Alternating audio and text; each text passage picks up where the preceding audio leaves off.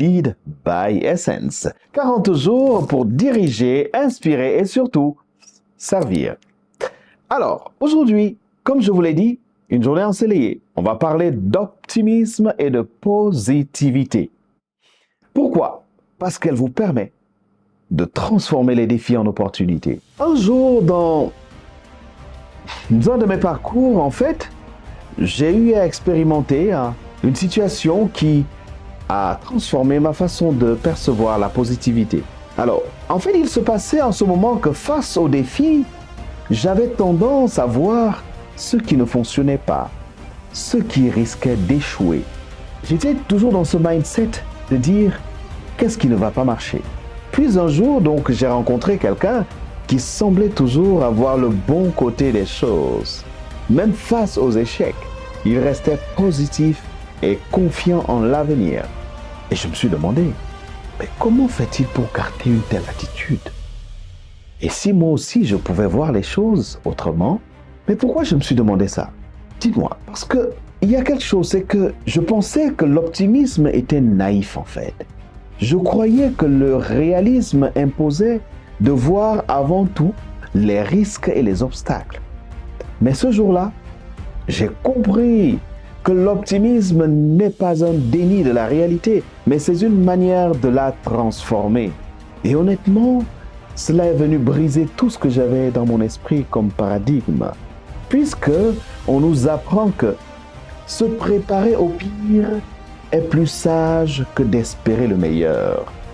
Et j'avais ça à l'esprit. J'avais peur que voir les choses positivement me fasse perdre en lucidité.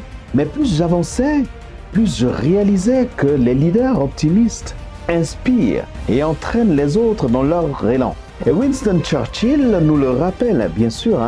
Il dit « Un pessimiste voit la difficulté dans chaque opportunité et un optimiste voit l'opportunité dans chaque difficulté. » Gardez ça pour vous.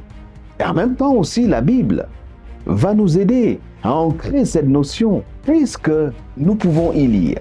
Tout concourt au bien de ceux qui aiment Dieu. C'est Saint Paul qui le dit aux Romains chapitre 8, verset 28.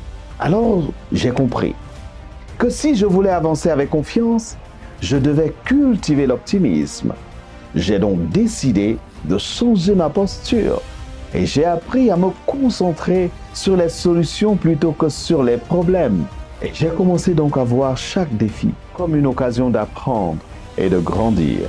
Et vous voyez le résultat aujourd'hui, j'ai moins d'anxiété, j'ai plus d'énergie et une influence positive sur mon entourage. Et maintenant, voyez, j'ai très envie de vous poser une question. Où en êtes-vous avec l'optimisme et la positivité? Êtes-vous de ceux qui voient le verre à moitié vide, à moitié plein? Vous savez, l'optimisme, c'est voir le verre à moitié plein. Aujourd'hui, j'ai un défi pour vous. Alors, face à une situation qui va vous challenger, allez identifier une opportunité cachée derrière la difficulté. Et vous verrez, un état d'esprit positif transforme la réalité. Nous allons nous arrêter, nous recentrer pour demander la grâce à Dieu de toujours être optimiste et positif.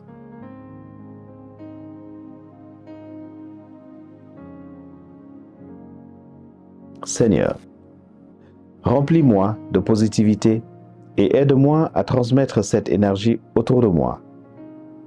Amen.